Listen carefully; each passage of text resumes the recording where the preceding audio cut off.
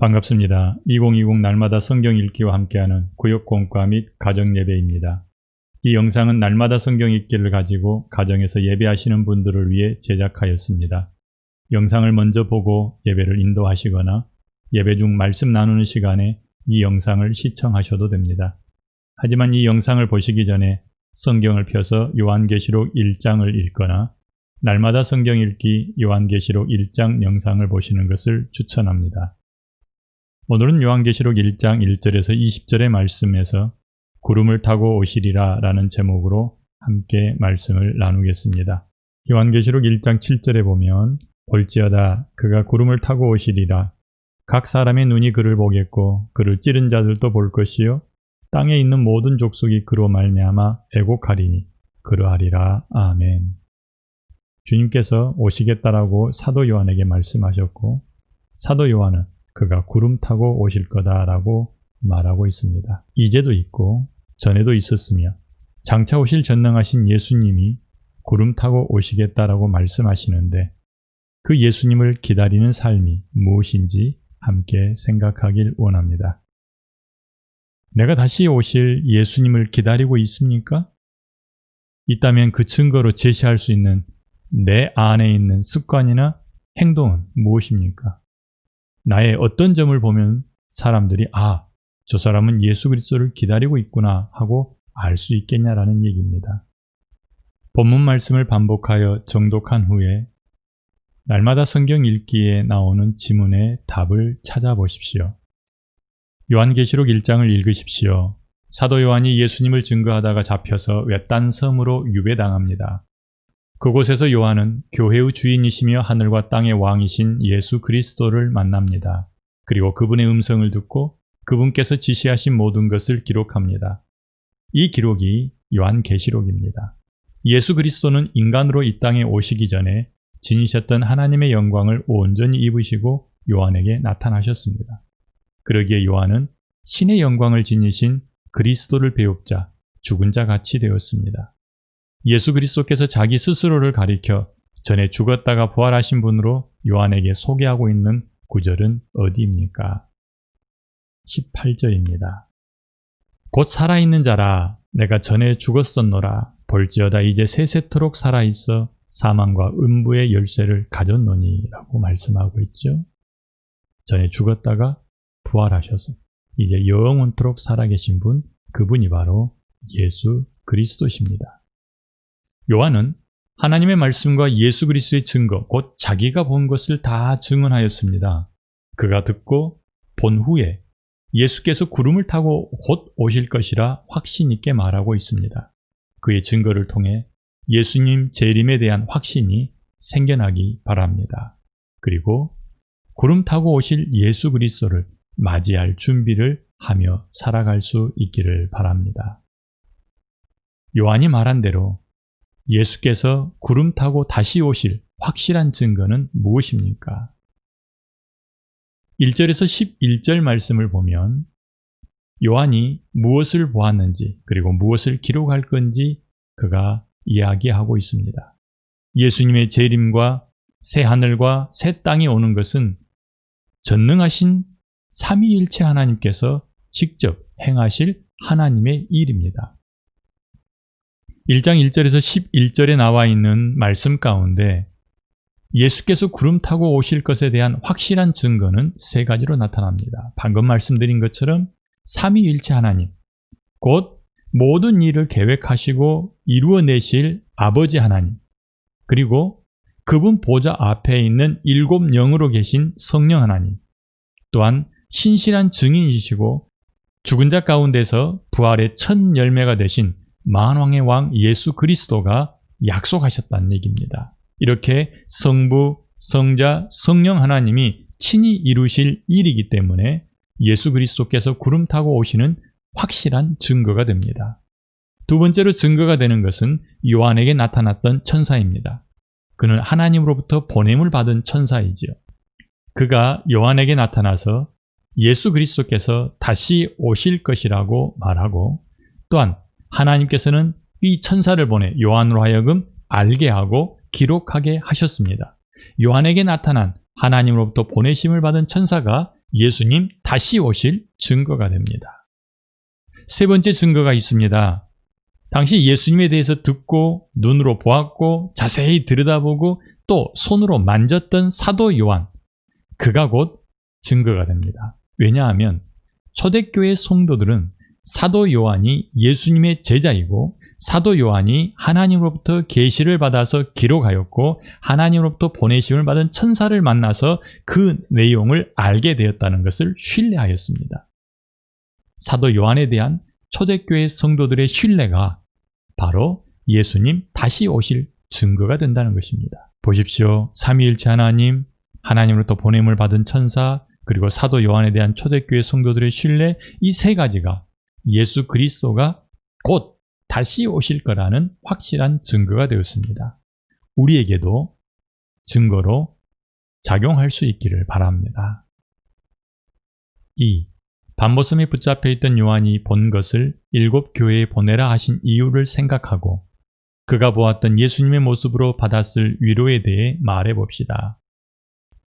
계시록 1장 11절에 보면 이르되 내가 보는 것을 두루마리에 써서 에베소, 서머나, 버가모, 두아디라, 사데, 빌라델비아, 라오디게아 등 7 교회에 보내라 하시기로. 이 말씀에 근거해서 요한은 자기가 본 것을 두루마리에 써서 아시아에 있는 7 교회에 보냈습니다. 요한은 자신을 소개할 때 예수님의 환난과 나라와 참음에 동참하는 사람이며 하나님의 말씀과 예수를 증언하다 붙들려 있다라고 말합니다. 그는 복음 전하다, 붙잡혀서 반모섬에 갇혀 있습니다. 그가 겪었을 어려움을 생각하면 우리의 마음도 무거워집니다. 그런데 요한은 어느 주일날 성령에 감동되어 자기 뒤에서 들려오는 나팔소리 같은 주님의 음성을 듣게 됩니다. 아시아에 있는 7 교회에 요한이 본 내용을 기록하여 편지를 보내라는 명령이었습니다. 당시 아시아의 7 교회는 하나님 믿는 것 때문에, 하나님 나라 때문에 많은 핍박을 경험하고 있었습니다. 그런데 요한으로부터 온 이 편지, 예수 그리스도께서 직접 말씀하시는 편지는 그들로 하여금 위로받게 했고 격려를 받게 했을 것입니다. 또한 어떤 교회는 보지 못하던 자기 스스로의 모습을 볼 수 있었고 자기가 빠져있는 죄악의 모습에서 돌아서는 계기를 마련하기도 하였을 것입니다. 여러 형편 속에 있던 성도들은 요한이 보낸 예수님의 메시지를 받고 힘을 얻기도 하고 하던 일을 멈추기도 하고 그 말씀을 읽고 듣고 지킴으로 복이 되었습니다.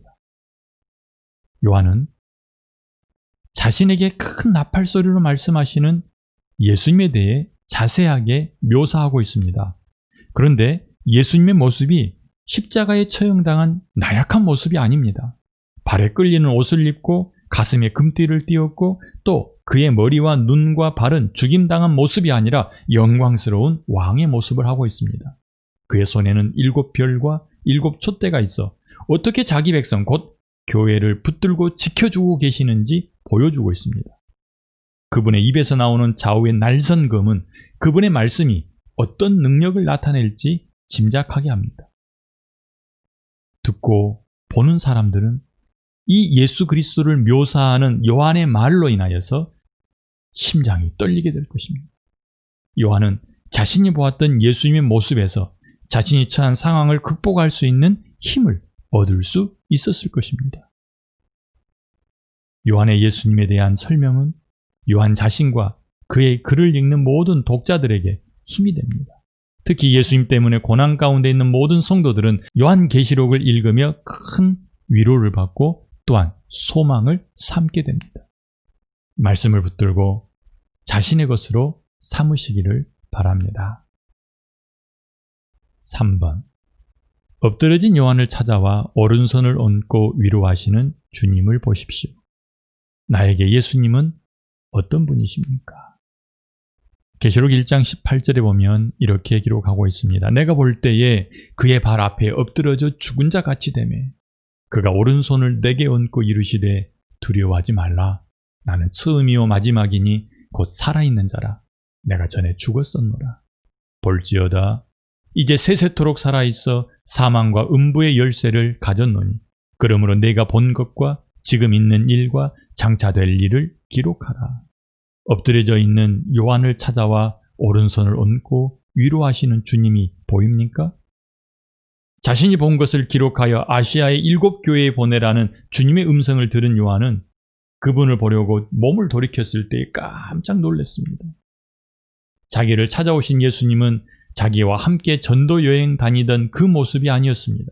십자가를 지고 채찍에 맞아 고통스러운 연약한 모습도 아니었습니다. 촛대들 사이를 다니시는 그분은 전능하신 하나님과 심판자의 모습을 가지셨습니다. 요한이 영광스러운 주님을 보고 너무 두려워 주님의 발 앞에 죽은 자처럼 엎드러졌고, 주님은 다가와서 오른손을 그에게 얹고 두려워하지 말라라고 말씀하십니다. 오른손에 7벼를 잡고 7 금촛대 사이를 다니시는 주님께서 오른손으로 요한을 붙들어 새 힘을 주시는 것처럼 교회된 우리를 붙잡아 주실 것입니다. 요한을 붙잡았을 때 그가 얻었을 위로, 우리를 붙잡을 때 우리에게도 나타날 것입니다. 요한에게 손을 얹고 위로하셨듯이 오늘 또 성령 하나님과 말씀을 통하여 나의 몸과 나의 마음과 나의 영혼을 만지시는 주님을 경험할 수 있기를 바랍니다. 죽음에서 부활하여 만왕이 되시고 장차 오실 예수님을 아는 것은 우리에게 큰 힘이 됩니다. 또한 7 금촛대와 7벼를 손에 쥐고 계시는 모습을 한번 보십시오. 7 금촛대가 무엇입니까? 교회입니다. 7벼는 교회의 리더들입니다. 주님이 자신의 오른손으로 교회와 교회의 리더를 붙잡고 계신다는 얘기입니다. 나를 붙잡고 계시는 예수님 때문에 나는 최후의 승리를 얻게 되고, 그날 크게 함성을 지르며 모든 영광과 존귀가 아버지 하나님께 있습니다. 하나님께 구원이 있습니다. 내 구원받은 것 하나님의 은혜입니다라고 노래하게 될 것입니다. 오늘 우리가 읽은 요한계시록 1장 말씀이 알려주는 예수님과 내게 느껴지는 예수님, 그리고 내가 붙드는 예수님으로 인하여 우리는 승리하는 삶을 살 수 있습니다. 오늘도 말씀으로 승리하시기를 바랍니다. 요한의 증언대로 모든 영광과 존귀와 능력을 가진 주님께서 곧 오십니다. 그날을 놓치지 않도록 깨어 기다려야겠습니다. 슬기로운 5 처녀나 집에 돌아올 주인을 기다리는 충성스러운 종의 모습이 우리의 모습이길 바랍니다. 이제 우리 삶에 적용할 부분을 생각해 보도록 하겠습니다. 하나님은 말씀하신 대로 이루시는 분이십니다. 나는 그 하나님을 신뢰하고 있습니까? 말씀한 대로 이루실 것을 믿고 신뢰한다면 주님을 기다리는 삶을 살게 될 것입니다. 무엇이 나로 하여금 주님을 기다리고 있다는 증거가 됩니까? 믿음의 선배들은 서쪽 하늘 이상한 구름만 떠도 주님 오시는가 하고 기대하였습니다. 말씀 속에 기록되어 있는 이 세상 끝의 징조들을 잊지 않고 생각하며 우리 주변에 일어나는 일들을 볼 수 있는 지혜가 있기를 원합니다. 교회에 편지를 보내라고 하신 것은 듣고 깨달아 바로 서게 하기 위함입니다. 아시아 7교회를 심판하기 위함이 아니었습니다. 그들은 요한이 보낸 이 말씀을 듣고 읽으면서 자기의 모습을 발견했습니다.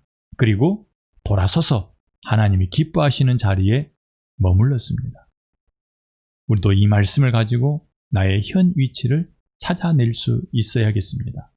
나는 지금 있어야 할 곳에 있습니까? 해야 할 일을 하고 있습니까? 주님 기뻐하시는 모습으로 살아가고 있습니까? 요한을 찾아와 엎드러져 있는 그 위에 오른손을 얹고 위로하시는 주님의 모습을 보았지요. 요한 찾아온 주님께서 우리를 찾아오십니다.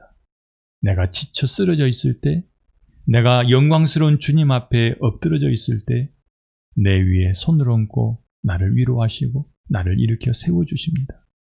그 주님으로 힘을 얻으시기를 바랍니다. 기도합니다. 좋으신 아버지 하나님, 요한계시록 1장을 통해 구름 타고 다시 오실 주님을 생각하고 바라보게 하시니 감사합니다. 우리 주님 분명히 요한복음 14장 1절에서 우리의 처소를 준비하러 가신다라고 말씀하셨습니다.